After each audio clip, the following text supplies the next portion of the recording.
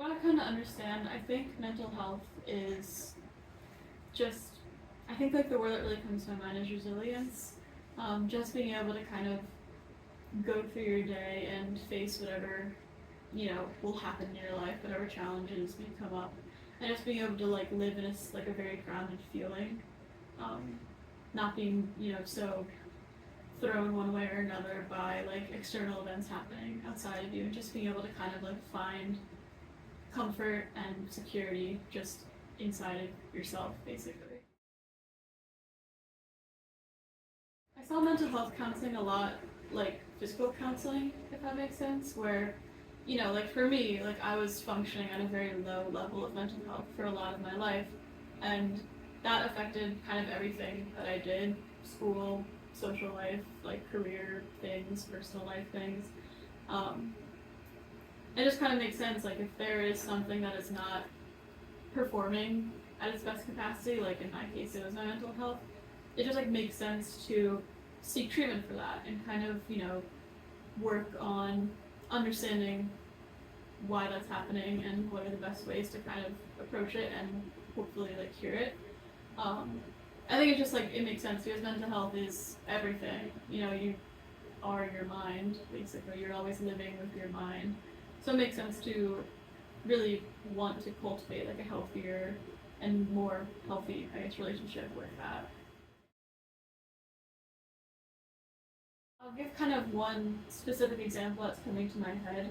Um, Before I was in mental health counseling, I really was struggling socially, just in the way that I was putting a lot of my own self-worth and my own like value in social interactions, which was really kind of affecting every part of my life. I was pushing aside priorities and commitments to hang out with friends. I was, drinking and, not doing stuff that made a lot of sense. And I was really kind of like, I felt really vulnerable in a lot of those situations because I was kind of like depending on social experiences to make me feel better. So, if there was ever a day I didn't have something planned or a social event didn't go the way I wanted to, or I was feeling lonely, like it would really kind of like, it would really be catastrophic for me because I was just putting my whole worth into those things basically and how other people saw me. But I think once I cultivated a lot more understanding of my mental health, I really began to find a lot of like value in just being myself and finding a lot of value and fun and enjoyment in just, taking care of myself and following through on responsibilities and kind of knowing and establishing boundaries for like when it makes sense to hang out with friends and kind of hang out with them when I don't feel super anxious about it or not like I'm being forced to hang out with them. And I think ultimately that just like, led to me being able to have much healthier relationships with people because I wasn't approaching them out of neediness.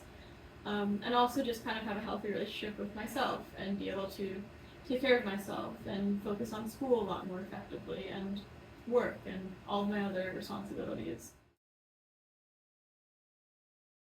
Yeah, definitely. I think like one of the really effective things about this approach is that I feel like I kind of came to a lot of those realizations myself because it's kind of like when I would go into sessions and tell you like, oh, I'm feeling so and so because, I had a fight with a friend or, I went to a party and I didn't have fun. Your job, your role was kind of helping me understand like why I felt that way. So a lot of that kind of got into these big topics of like, is the fun coming from the event that's happening, or is it coming from the way that I've been conditioned to see the event?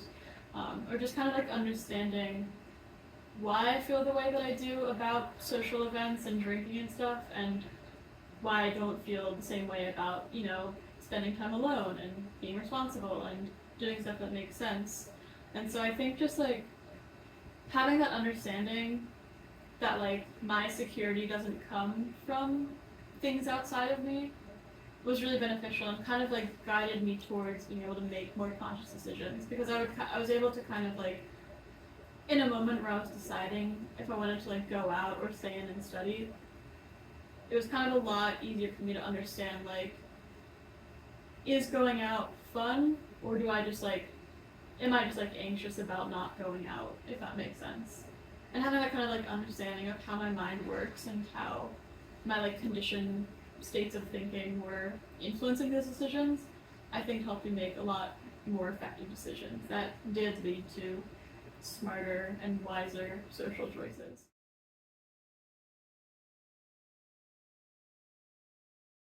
Yeah, so I have experience with other forms of therapy before this, and I found that a lot of those were really just like, I would show up to our session, I would talk about whatever problem I was dealing with, and then my therapist would kind of just give me like specific advice, like, oh, have you tried like talking to her, or have you tried like writing down your feelings, stuff like that, um, which was fine for that session, but I would kind of like be back at square one next week when a new problem came up or something else came up.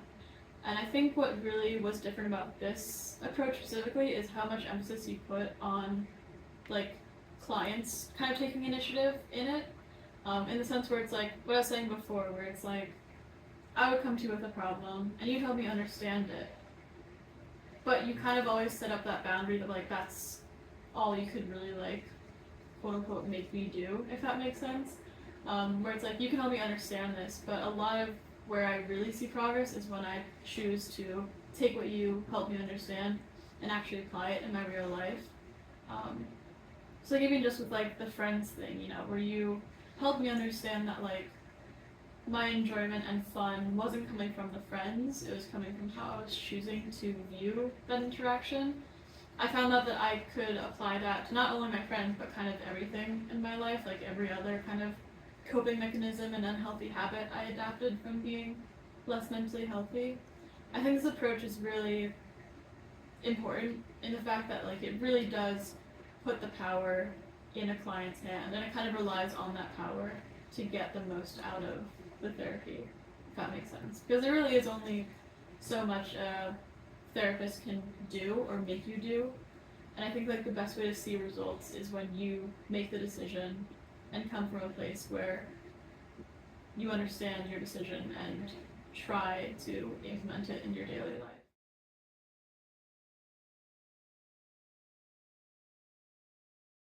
Yeah, I find that like maybe kind of like traditional approach of having someone to talk to, I find that that's really just never really addressing the truth behind mental health and mental illness. I think it also just kind of develops like for the client, like it kind of develops like a dependence on therapists, or maybe a specific therapist, or just like specific types of counseling to make you feel better. When in reality, like I can attest this myself, like every individual is fully capable of, on their own, cultivating their mental health.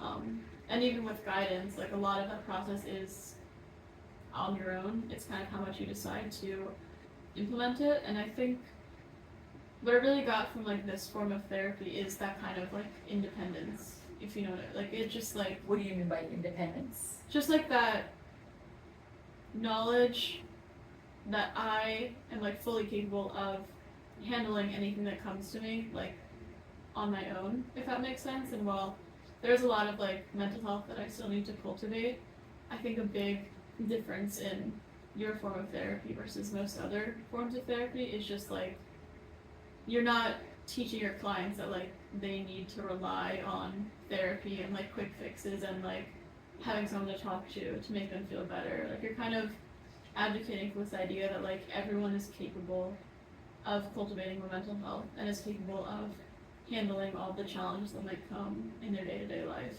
Yeah, I think what really comes into play is just like your amount of experience. Like I obviously came into therapy with you not knowing a whole lot about mental health or therapy, or even just like how to really participate in therapy as a client. But I think like the benefit of seeing a counselor, like an educated and like very knowledgeable counselor, is that they have the tools to help you understand what you need to understand about your mental health and kind of the way that you've been conditioned to use your mind, if that makes sense. So I can see, with my knowledge, I can see what you're doing inside, Yeah. and I can assist you to understand that more, Yeah. and then assist you to understand what you have inside at greater levels and use that more consciously, more skillfully.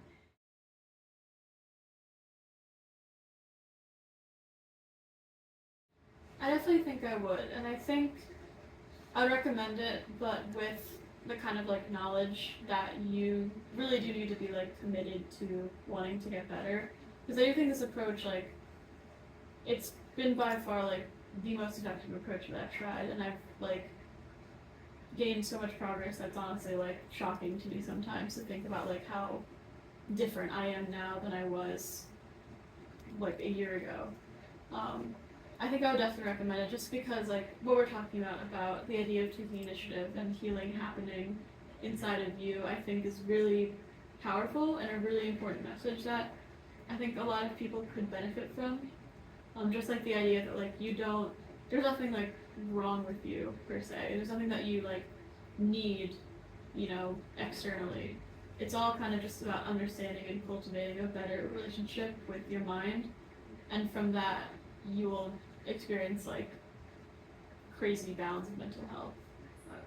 With that lower level of self-awareness, she really honestly believed and thought and understood she wasn't capable in school, that or at work, and I understood that was she was just seeing through her mental illness at that time, a lower level of self-awareness. I was interested to see what she was capable of doing once that was more healed, and it's really been an amazing thing to witness, and for someone to really understand what they're really capable of and let go of all that misinformation inside, which is very much a part of mental illness.